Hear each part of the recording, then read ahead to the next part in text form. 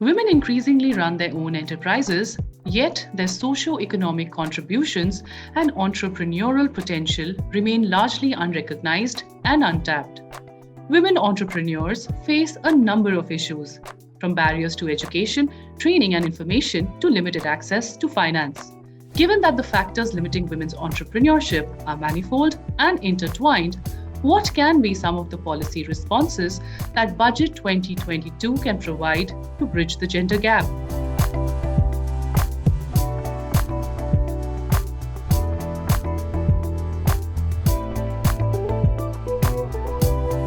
To discuss more, we are joined by Nupur Garg, founder WinPE, Neha Juneja, co-founder Greenway Appliances, and Ajeta Shah, founder Frontier Markets. Thank you for joining in and welcome to this panel discussion. So Nupur, I would come to you first. The Economic Survey 2017-18 was pink in color, highlighting the gender issues in the country. It said that just as India has committed to moving up the ranks in the ease of doing business indicators, a similar movement should be seen on the gender front as well. How well do you think we have been able to scale up in this endeavor? First of all, I think it is fantastic to see awareness and recognition of gender issues in India. Awareness is the first step in the journey to solving any kind of a challenge. And I think that it is where we stand as a country, quite early in our efforts to integrate diversity into the fabric of policy, business, and society. According to World Bank estimates, India has one of the lowest female labor force participation rates in the world. Less than a third of women, defined in the report as 15 or older, are working or actively looking for a job. And the female labor participation rate in India had fallen to 20.3 in 2019 from more than 26% in 2005, according to the same World Bank estimates. And this is lower than the neighboring countries, Bangladesh and Sri Lanka. Similarly, if you look at the MasterCard 2020 Index of Women Entrepreneurs, it ranked India at 49 out of a total of 58 countries surveyed. This is up from 52 in the previous index, so that is positive news for us. I believe government policies to escalate measures that support businesses, and particularly SMEs, have been quite effective. But to balance the scales of opportunity, more gender-specific support measures are needed to advance women business owners and women employees who are already at a disadvantage. Neha, taking off from what Nupur has said, I just want to ask you that how difficult do you think it is for women to be founders, especially in the manufacturing space, because we do not see too many founders in manufacturing who are women. Yeah, so actually we don't see a lot of entrepreneurs in the manufacturing space, who scale up and are able to get to a necessary stage. And I think that, there are some gendered issues with the way the manufacturing sector is run. But more than that, if I recount our own experience, one of the things critical to manufacturing is capital financing. You don't have entrepreneurs who just start out and have the ability to attract capital to set up a factory, whether small or big. And I'm sure Ajeta would have a similar sentiment here. It needs some capital investment, and that's hard to come by. And if I may also recount my experience, there is definitely a lack of credit availability to entrepreneurs, to set up small capital intensive shops or factories. And it's probably more so with women entrepreneurs because you don't see enough examples of women taking loans, large loans, small loans. Any large loan that you hear about or a debt that makes the news is typically some big industry, man-led, so on and so forth. So I think one of the biggest factors to not being able to set up manufacturing units is lack of financing. You don't have, it's not so much the lack of talent. I think we have great engineering talent in the country, men, women, both. It's not the lack of markets either. I think the domestic market as well as the international markets understand the importance of India-made products and the quality of India-made products. But there's definitely a gap where it's definitely a big difficulty where you can go to a financer and say that I need X crores or I need X lakh rupees to set up this kind of a unit for the first time, which is why new founders or new entrepreneurs are a little hard to come by in the manufacturing space. Yes, and Ajita, if I can come to you over here, you work a lot with rural women. You enable a lot of rural women to earn their livelihood. But what were the initial pitfalls that you encountered for such a business model? Yeah, thank you for that question. I think that there are some critical things that we need to take a look at that has been developed in India for the last 40 years. We have to give credit to the governments and to by making livelihood opportunities for women become a policy, not politics. And I think it's really critical for us to understand that the National Rural Livelihood Mission that has been around for as long as it has now onboarded over 160 plus million women to give them opportunities to get access to livelihoods. However, there are a lot of pitfalls, and the pitfalls are really around the lack of gender design in some of these livelihood programs. And I'll give you a few that we've seen ourselves and then how we actually looked at addressing them. First one is that rural women are assumed to be producers. And fundamentally, to be a producer, you need to have not just the skills, not just the capital, not just the material, but access to market. So today, a lot of the livelihoods that we've seen today, when women are being told to make achar or make jute or make any other product, the fundamental thing that they're saying is that I don't have customers to sell this to. So how are they fundamentally making money is a problem. So there's a design flaw on market linkages. Second element is also that on the livelihoods where you're giving opportunities for women to earn income by facilitating services, whether it be financing, banking, collecting information, the assumption that you're making is that this woman is ready to be mobile and go to multiple villages and then reach out to thousands of households to do that work, to earn, honestly, a bare minimum of 1,500 rupees a month. That is designed, again, with a massive flaw because women don't have the time to work 8 hours a day because they ultimately are having other responsibilities in a rural village. And secondly, on the mobility angle, they're not ready to leave to travel to 5 to 10 villages because there's no time, nor do they have that social capital to then be able to convert those services. And then the third element, ultimately, that we've seen also that is a big challenge is that while there is working capital available for these women, when you don't have a business opportunity or a market linkage, you can't really facilitate that working capital well. So if you look at even the loans that Mudra has been able to give out in the last 10 years, it's not exceeded over 40%. And there's a reason for this because the market linkage, the design is flawed.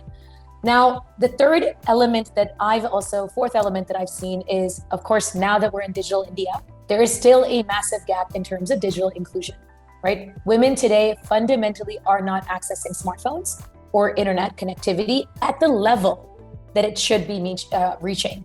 So I can give you some stats because we've been working now closely with the rural livelihood missions in some specific states. And what we see is if there are 4 million women in the SAGs, only 9% have access to smartphones. So with that digital divide and that inclusion divide, I think you're seeing a lack of opportunities getting created. So what we've been able to then do is address all of these pain points with our solution, right? So when we created the Saheli initiative, we said, can we create a livelihood opportunity where women do not have to travel at all?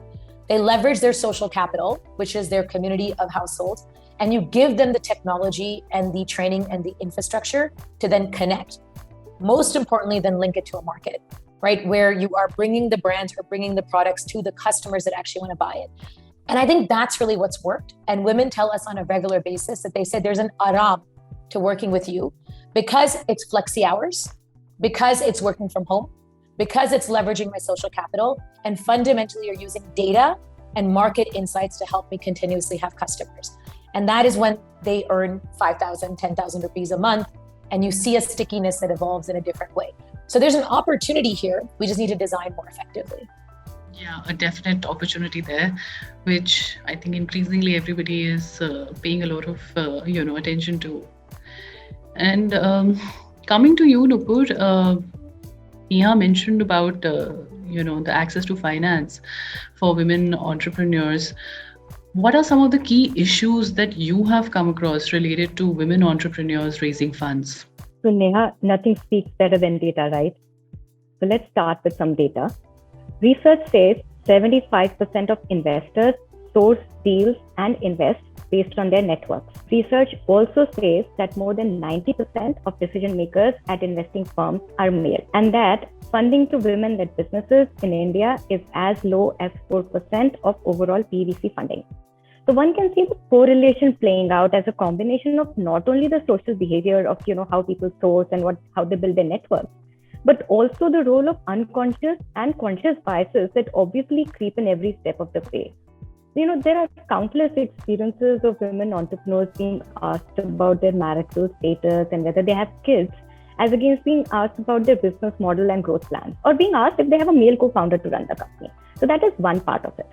The other part is linked in saying that women are limited mostly by societal norms in the network that they have. And therefore, when it comes to setting up a business or seeking funding for it, they are rather limited by the number of advisors and confidants that they can reach out to. But we just heard from Ajaita. Let us take a step back on this. Entrepreneurship is often construed as being limited to the kind of tech entrepreneurship that raises venture funding. But the universe of entrepreneurs also includes the over 6 crore MSMEs that contribute roughly 1/3 of the Indian GDP. And women own roughly 1/5, 20% of India's MSMEs, and they make up for roughly, I think, about 13.6% entrepreneurs in India. The figures are obviously significantly lower than what they could be or what they should be. But a very important consideration is the access to funding that these entrepreneurs have or don't. So women are less likely to have access to familial wealth. Ajaita touched upon the digital divide. Women are also less likely to have access to financial institutions. And recent studies show that loan applications from women entrepreneurs are more likely to be rejected. So I think in many ways, the big issue is the lack of an institutional effort to counter age-old societal norms and how these norms are influencing the flow of capital in both conscious and unconscious manners. Can I just add one point to that? Because Nupur, I cannot agree with you more. But also that fundamentally, there is the collateral issue as well. And then there's ultimately also this bias around how women, if they create their business plans or their business opportunities, we're looking at this with a very pragmatic lens, saying we want to deliver, but that's been seen as being conservative or not risk-taking enough versus your male counterparts that are actually coming in with pipe dream business plans, and it's okay if it doesn't actually take off, right? And there's a really interesting stat that I was looking at, which was talking about how the majority of women-run businesses are more likely to be profitable faster than men.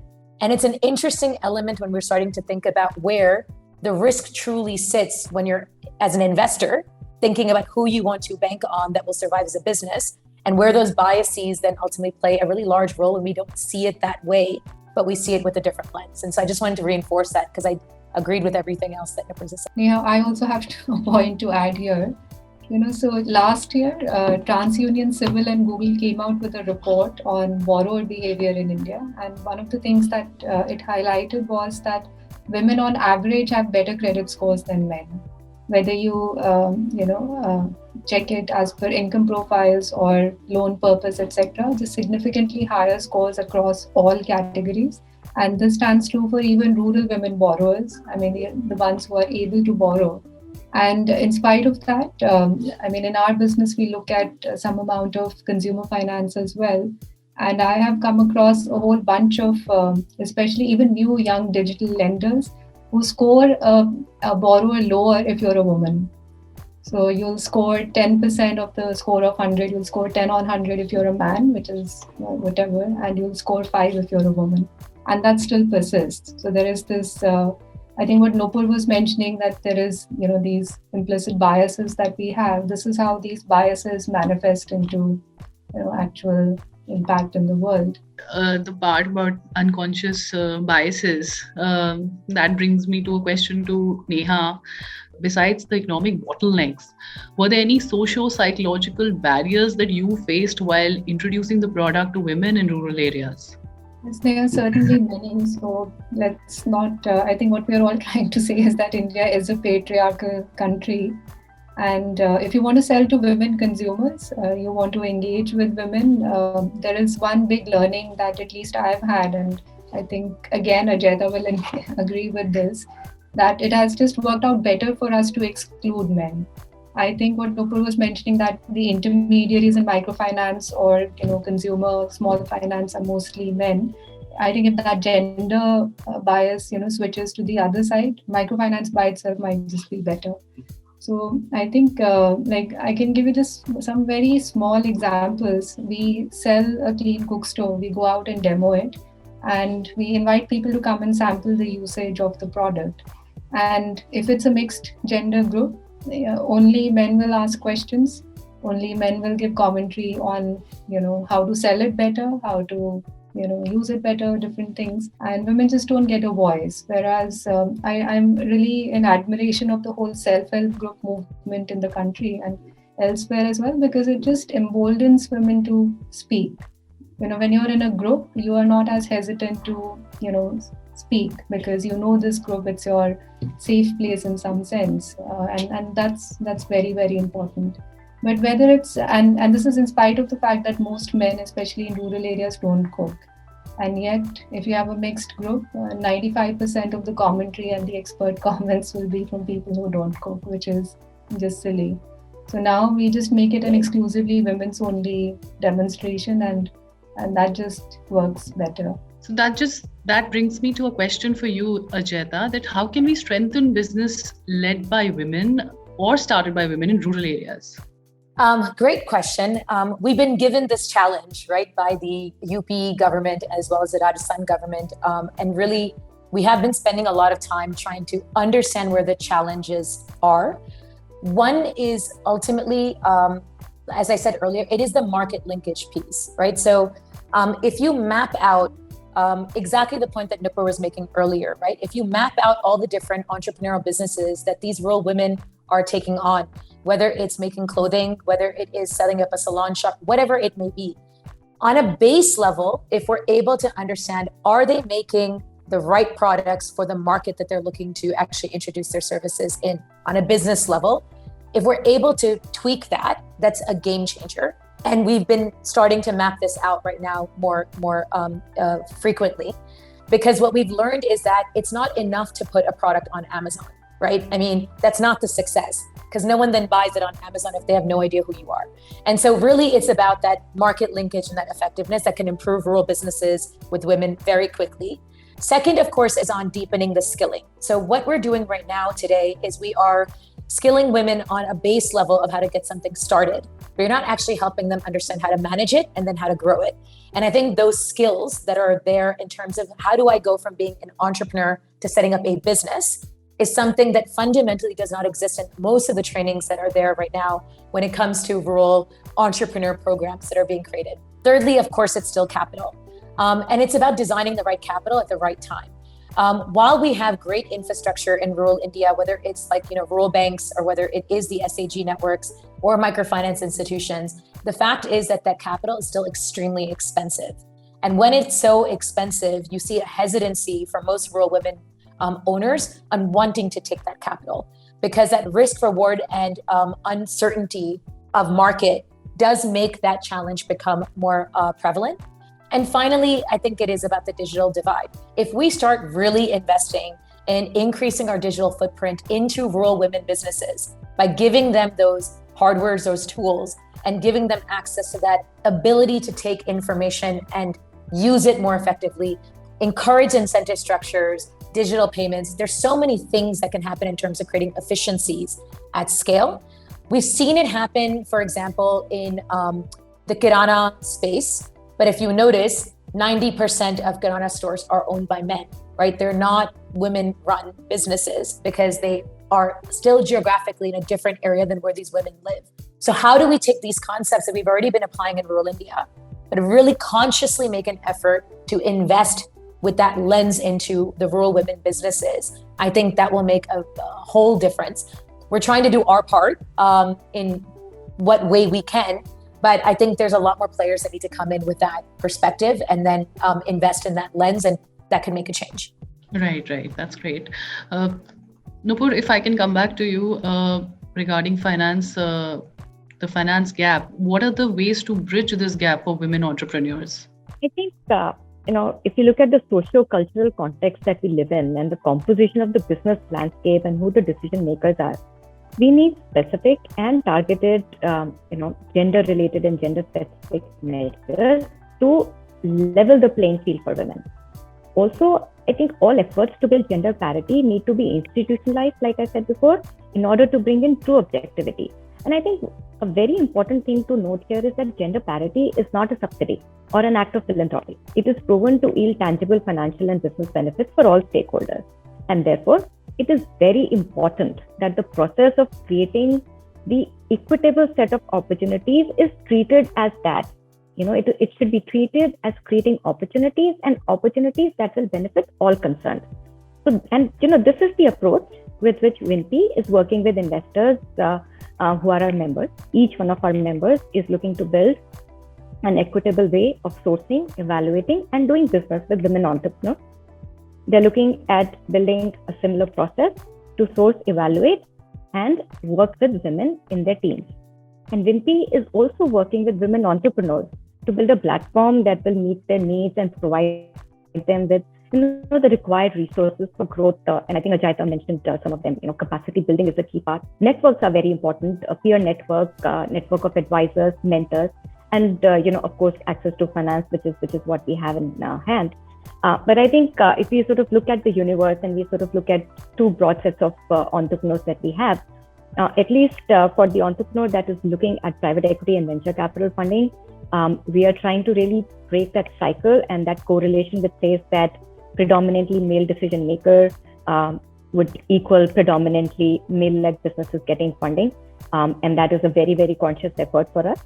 But I think when we look at the other set of entrepreneurs, which private equity and venture capital cannot fund and cannot service, we really need a larger effort. And I think it does start,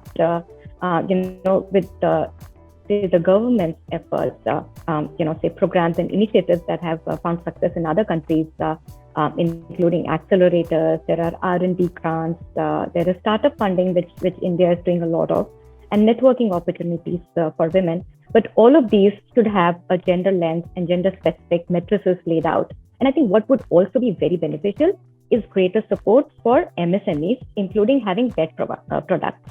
And I think it did come up earlier, the size and scale of the business, the presence or quality of collateral, and of course, the fact that it could be a woman and what her credit score could look like. All of these are issues that I think would really benefit from a policy angle in saying, can there be debt products that can actually service the smaller business, the small scale business that may not have the collateral, and which honestly currently is completely out of the banking system's interest currently. Right. And if I can come to you, Neha, now, you started in 2011 and you got your first round of funding in 2016. You also interestingly changed the name of your company from Greenway Grameen Infra to Greenway Appliances due to the lack of aspirational value attached with the word Grameen. So do you think a company that caters to the needs and demand of rural India finds it tougher to go about their business and also raise funds? So, rural India is tougher. Rural India is tougher to access. Rural India is tougher to convince. And, if you take a typical startup, let's say we were doing appliances or products for urban India, we could go to an investor and tell them that, I'm going to discount this by, 60%, and that cost of customer acquisition that discount will, get covered by whatever future revenue we expect from the user. That unfortunately does not translate to rural India. So it's you need to be so much more disciplined to build a business. You need more support, you need more networks and all of that. It's just economically harder. In terms of unit economics, it's harder, but it's more scalable because whether we like to admit it to ourselves or not, we are still predominantly a rural country in terms of where most of the consumers are. in our case, yes, between 2011, it took us about 4.5, 5 years before we could raise any substantial money.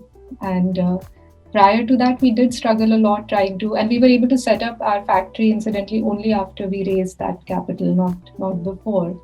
And it was a struggle. It was a struggle because it was a rural product. It was a product where people said that, oh, in rural India, people don't pay. People are not going to spend on anything. Well, that was wrong then, and it's even more wrong now because the aspiration is there. And we had named ourselves Greenway Grameen in order, put the word Grameen in order to at least tell ourselves, oh, we are connecting with people. However, if you come to me and tell me that, this is a brand of coffee for developing world consumers, I'm not going to be interested in it. I want the best, fanciest coffee being sold to me that I can afford. And which is why we changed the name, removed Grameen and changed it to appliances for that aspiration. And I mean, enough has been said about it, but rural India is aspirational.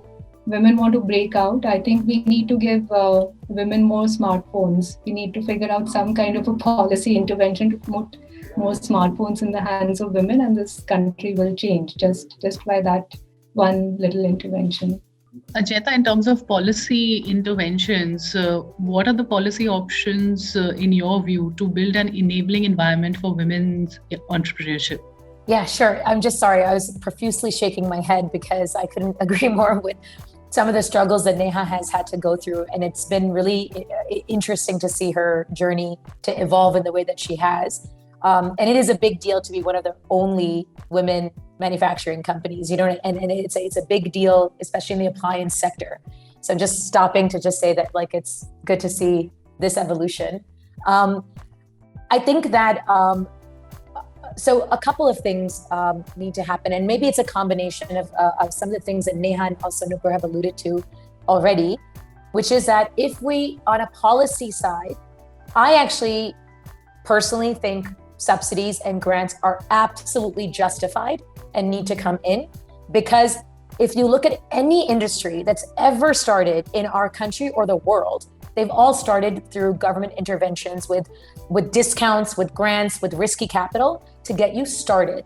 And the reality is that rural women today deserve to catch up faster, right? And that's the key word, right? There's a catch up that we are owing because as a systemic patriarchy, we actually, unfortunately, in the last 20 years, and especially post-COVID, even more so than ever, women have fell backwards again because of this patriarchal society.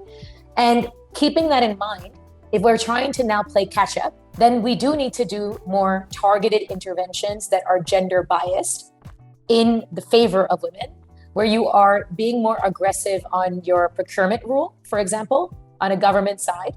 I mean, I'd be so curious to hear from Neha if she's ever been able to crack that 2% procurement rule that governments apparently give, where if you are a women-owned business, there's supposed to be a quota.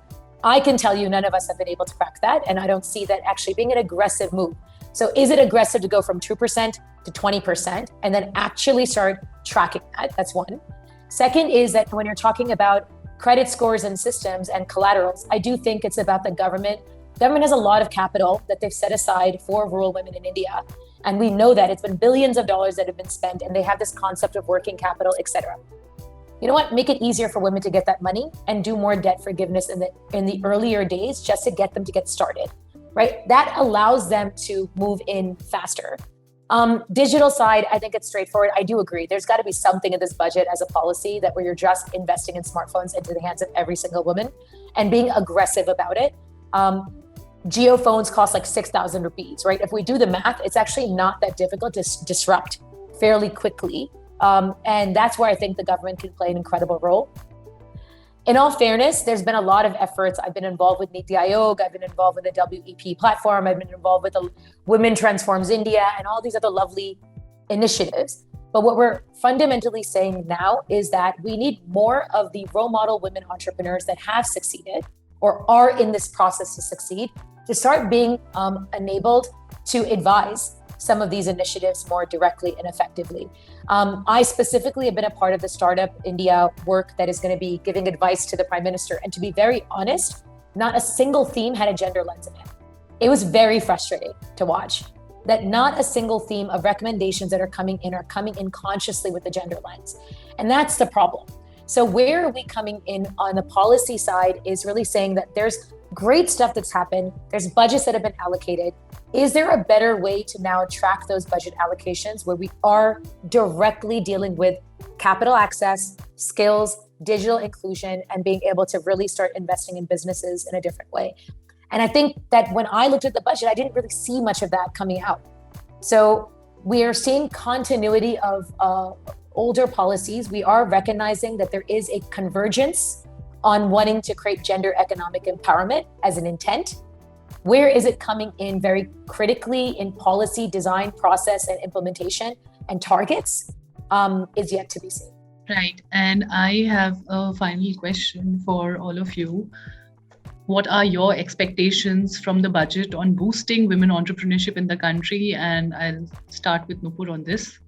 Like I said earlier, we need decisive action in implementing targeted gender-specific support, particularly in aligning the domestic and business gender parity and in tackling financial marginalization. I personally would love to see gender and related targets integrated into every business-related policy and every funding initiative. I know that is a really tall order, but I think to start with, I would welcome schemes that boost women's participation as entrepreneurs, business owners, business leaders, and that also sort of promote a woman's strong standing in the socio-economic context as a business leader. Because I think that creates role models and it offers a dual benefit of not only benefiting women, but also in shaping the mindset that these women have to work with and that entrepreneurs are surrounded with. And then, of course, specifically, Neha mentioned smartphones. I think the digital divide is a big one to bridge, especially given how we are growing, how we are living our lives, how people are selling, how people are consuming, how people are accessing any and every essential and non-essential service today. The digital divide is a big one that we should bridge. I think the financial inclusion divide is a big one, and I think we've made a lot of strides, particularly on the financial inclusion bit.